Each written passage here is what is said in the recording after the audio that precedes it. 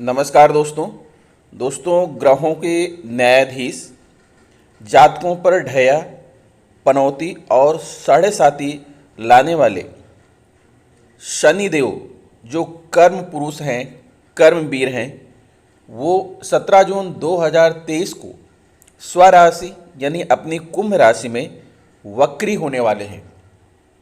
ज्योतिष में शनिदेव को बहुत ही महत्वपूर्ण ग्रह माना जाता है। यह सबसे मंद गति से चलने वाले ग्रह हैं।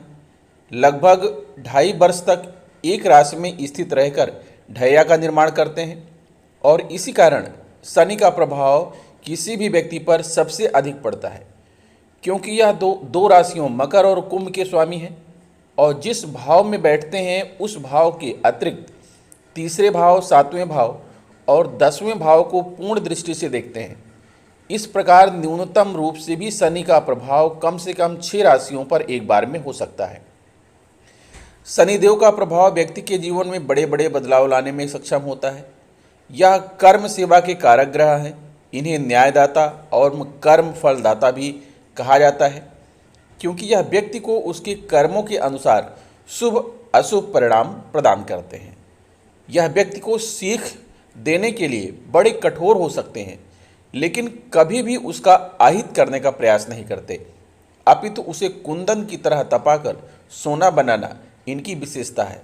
यह मेष राशि में नीच अवस्था में और तुला राशि में उच्च अवस्था में होते हैं। वर्तमान समय में शनि अपनी कुंभ राशि में गोचर कर रहे हैं और इसी कुंभ राशि में 17 जून 2023 की रात्रि 10:48 पर यह वक्री अवस्था में हो जाएंगे और अपनी वक्री चाल से समस्त जीवधारियों को प्रभावित करेंगे। शनि की वक्र दृष्टि आमतौर पर अनुकूल नहीं मानी जाती, लेकिन जिन जातकों की कुंडली में शनि वक्री अवस्था में होते हैं, उन शनि की वक्री अवस्था में अत्यधिक अनुकूल परिणामों की प्राप्ति होती है और उनके जीवन में उन्नति का वास होने लगता है। शनिदेव कुंभ राशि में 4 नवंबर 2023 की प्रातः 8:26 तक वक्री रहकर एक बार पुनः मार्गीय अवस्था में आ जाएंगे और जातकों को शनि के वक्री चाल से मुक्ति प्राप्त होगी। ग्रह जगत में सबसे महत्वपूर्ण प्रभाव डालने वाले मंद गति से चलने वाले शनैश्चर महाराज आपके जीवन में क्या प्रभाव लेकर आने वाले हैं, यह आपको बताएंगे। शनि कुंभ राशि में वक्री को आधार बनाकर यह वीडियो आपके सामने मैं प्रस्तुत कर रहा हूं। शनि कर्म प्रधान ग्रह है, इसलिए आपके जीवन में कर्म की गति को निर्धारित करने में शनि का महत्वपूर्ण प्रभाव होता है और यह देखते हैं कि आप अपने कर्म को सही दिशा में कर रहे हैं अथवा नहीं। यह न्याय और सेवा के कारक ग्रह हैं, इसलिए यह व्यक्ति को न्यायाधीश और वकील के साथ साथ नौकरी पेशा व्यक्ति भी बनाते हैं। व्यक्ति के कर्म को प्रभावित करने वाले शनि ग्रह अब कुंभ राशि में वक्री होने जा रहे हैं। इस प्रकार यह आपके जीवन को विभिन्न रूपों में प्रभावित करने वाले हैं। तो आइए जानते हैं कि आपकी राशि पर अर्थात शनि के वक्री होने का क्या प्रभाव पड़ेगा। तो दोस्तों, सबसे पहले तो आपको हम बताना चाहते हैं कि वक्री अवस्था क्या है। किसी भी ग्रह की 3 अवस्थाएं होती हैं: मार्गीय अवस्था, अतिचार्य अवस्था और वक्री अवस्था। जब कोई ग्रह एक राशि से दूसरी राशि में प्रवेश करते समय अपनी निर्धारित चाल पर प्रवेश करता है, निर्धारित गति से चलता है, तो उसे ग्रह का मार्गीय होना कहते हैं। और जब कोई ग्रह अपनी निर्धारित गति से तीव्र गति से दूसरी राशि में गोचर करता है, तो उसे अतिचारी ग्रह कहते हैं। और जब कोई ग्रह अपनी निर्धारित चाल से मंद गति से, धीमी गति से चलता है, तब उसे वक्री अवस्था कहते हैं। और वक्री अवस्था में ऐसा प्रतीत होता है कि ग्रह उल्टी चाल चल रहा है, अर्थात जिस दिशा में उसे जाना चाहिए उस दिशा में ना जाकर बल्कि उसके विपरीत दिशा में जा रहा है, ऐसा भ्रम होता है, ऐसा प्रतीत होता है। दोस्तों, जब कोई ग्रह वक्री हो जाता है ना, तो उसका प्रभाव वो कम हो जाता है, चाहे वो शुभ प्रभाव हो या अशुभ प्रभाव हो। तो चूंकि शनि को क्रूर ग्रह की श्रेणी में रखा गया है, क्योंकि ये कर्म प्रधान ग्रह हैं। जैसा आप कार्य करेंगे वैसे ही आपको सफलता देंगे, वैसा ही आपको न्याय देंगे। तो शनि वक्री अवस्था में होंगे तो इनके जो क्रूर प्रभाव थे वो दूर हो जाएंगे और आपकी जीवन के ऊपर जो समस्याएं थीं, जो परेशानियां थीं, जो बाधाएं थीं, जो रुकावटें थीं, वो दूर हो जाएंगी और सब कुछ सही ढंग से चलने लगेगा। प्रिय मीन राशि वालों, प्रस्तुत है आपकी कुंडली। आपको बता दें कि 17 जून 2023 को आपकी कुंडली के द्वादश भाव में शनिदेव, जो कि न्यायकर्ता हैं, न्यायप्रिय हैं, कर्मफल दाता हैं, वो द्वादश भाव में वक्री हो रहे हैं। और जब कोई भी ग्रह वक्री होता है तो वो अपनी पहले की चाल की अपेक्षा धीमी चाल से चलता है, इसलिए उसके जो फल होते हैं वो कम हो जाते हैं। जैसा कि आप जानते हैं, शनि को एक क्रूर ग्रह माना जाता है। अभी तक आपके जीवन में शनि की वजह से जो भी परेशानियां थीं, जो भी समस्याएं थीं, 17 जून से वह दूर होने वाली हैं। हम शनि के ऊपर बात करें इसके पहले आपको बता दें कि आपकी कुंडली में एक और युति बन रही है, एक योग बन रहा है। आपकी कुंडली का पंचम भाव आप देख पा रहे हैं, जो कि यहाँ पर कर्क राशि है। यहाँ पर मंगल और शुक्र की युति बन रही है। शुक्र धन, विलासता, भोग, वैभव, कंफर्ट और लग्जरी के कारक हैं। वहीं पर मंगल शक्ति के कारक हैं और यहाँ पर धन शक्ति योग का निर्माण हो रहा है। ज्योतिषीय परिभाषा के अनुसार जब किसी स्त्री या पुरुष की कुंडली में मंगल और शुक्र एक साथ एक ही घर में मौजूद हों तो ऐसे जातक में काम वासना की अधिकता होती है।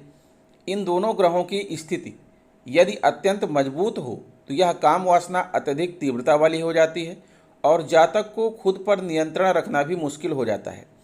वैदिक ज्योतिष में मंगल को अग्नि और तेज का प्रतीक माना गया है। शरीर में रक्त पर मंगल का प्रभाव होता है। वहीं शुक्र सौंदर्य, प्रेम, वासना, काम, यौन इच्छा का प्रतिनिधि ग्रह होता है।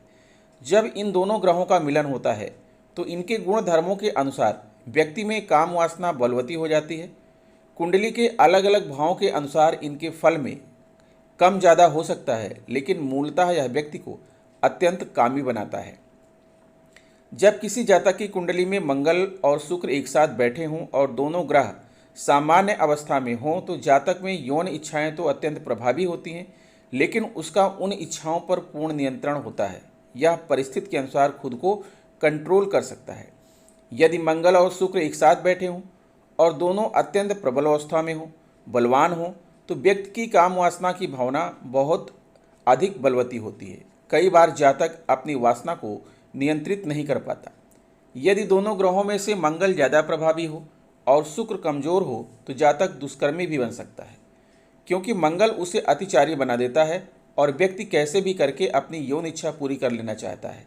ऐसी स्थिति में केवल यौन भावनाएं प्रबल होती हैं, प्रेम नहीं होता। यदि दोनों ग्रहों में से शुक्र ज़्यादा प्रभावी हो और मंगल कमज़ोर हो तो जातक संतुलित, सधा हुआ और नियंत्रित यौन व्यवहार करता है। ऐसे व्यक्ति के लिए यौन भावनाएं दूसरे स्थान पर आती हैं, जबकि यह प्रेम को अधिक बल देता है। ऐसा व्यक्ति अपने पार्टनर की इच्छाओं को समझते हुए यौन संबंध बनाता है। जिस जातक की कुंडली में मंगल शुक्र दोनों संतुलित अवस्था में हों तो उसके अनेक विपरीत लिंगी मित्र होते हैं और वह सबके साथ समान व्यवहार करता है। पुरुष की कुंडली में यह युति है तो उसकी महिला मित्र अधिक होंगी और स्त्री की कुंडली में इस युति के होने से उसके पुरुष मित्र अधिक होते हैं। दोस्तों, आपको बता दें कि मंगल कर्क राशि में नीच के होते हैं, इसलिए यहाँ पर मंगल का कोई भी दुष्प्रभाव आप पर नहीं पड़ेगा। और शुक्र भी जो है कर्क राशि में बहुत ज़्यादा अच्छा फल नहीं देते हैं, इसलिए शुक्र का भी बहुत ज़्यादा प्रभाव आपके जीवन पर नहीं पड़ेगा। लेकिन मंगल शुक्र युति जो है वो धन शक्ति योग माना जाता है, अर्थात आपका जीवन धन धान्य से परिपूर्ण रहेगा, इसमें कोई दो राय नहीं है। अब आइए बात करते हैं शनि की।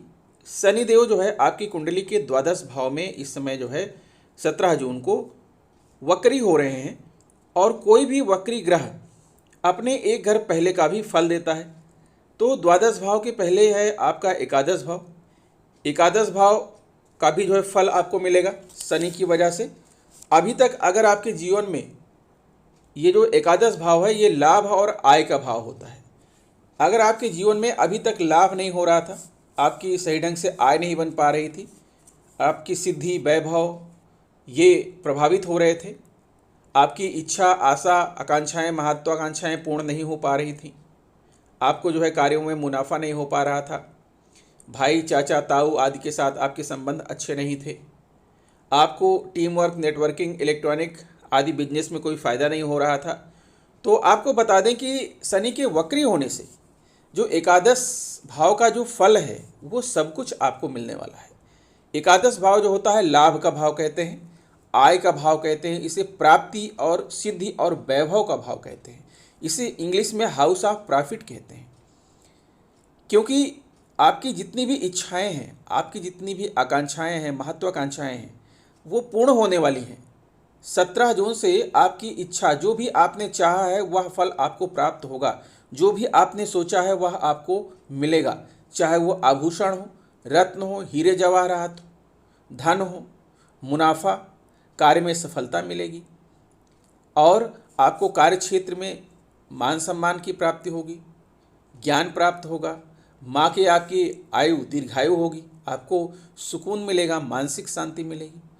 अगर आप team work, networking, electronic, company, gas और इस व्यवसाय से जुड़े हुए हैं, इन बिजनेस से जुड़े हुए हैं, तो इनमें आपको बहुत ज़्यादा फायदा होने की संभावना है। आपकी आय, आपका लाभ यहाँ पर आपको बढ़ेगा।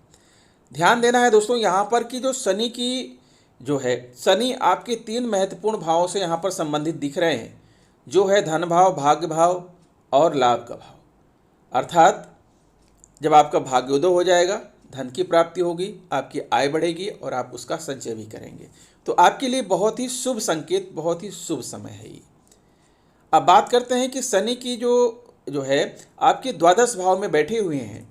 तो द्वादश भाव जो होता है ना दोस्तों, वो होता है व्यय एवं हानि का, स्वप्न, निद्रा, मोक्ष, पत्नी की रोग का होता है। हो सकता है कि आपकी पत्नी को किसी प्रकार का कष्ट हो, आपकी व्यय हानि ज़्यादा हो रही हो, आपको बुरे बुरे स्वप्न आ रहे हों, आपको निद्रा ठीक से ना आ पा रही हो, माता का भाग साथ ना दे रहा हो, आपके घर में दैवीय आपदा, दुर्घटना का वातावरण बना हो, विदेश यात्रा की सोच रहे थे, समय नहीं निकल रहा है, व्यर्थ की फिजूल खर्ची, आय से अधिक खर्च, आपके साथ धोखेबाजी, यहाँ तक कारागार जाने की भी नौबत आ चुकी है, आपके बहुत सारे गुप्त शत्रु हो चुके हैं, आपको बिल्कुल एकांत निर्जन में छोड़ दिया गया है। तो दोस्तों ऐसी कंडीशंस आपके साथ हो सकती हैं, क्योंकि शनि महाराज यहाँ पर विराजमान हैं द्वादश भाव में।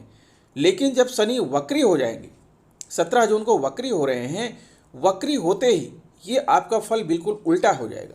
अर्थात जो आपकी पत्नी का जो रोग है, बीमारी है, वो सही हो जाएगी, आपको स्वप्न आने बंद हो जाएंगे, आपकी व्यर्थ की व्यय और हानि जो है होना बंद हो जाएगा, माता का भाग्य चमक जाएगा, जो आपके विदेश यात्रा का प्रोग्राम था वो प्रोग्राम आपका बन करके तैयार हो जाएगा और आप विदेश यात्रा पर जा सकेंगे।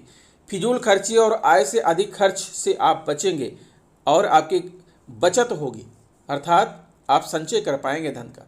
जो आपके प्रति धोखेबाजी हुई थी वो दूर हो जाएगी, ठीक है। आपके गुप्त शत्रु जो थे वो गुप्त हो जाएंगे, अर्थात वो गायब हो जाएंगे और आप अपना स्थान परिवर्तन करके अपनी गृह वापसी कर लेंगे 17 जून से।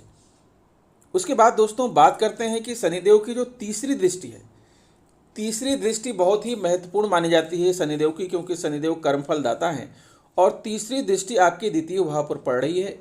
द्वितीय भाव जो कि धन भाव होता है, धन भाव पर शनिदेव की दृष्टि पड़ रही है।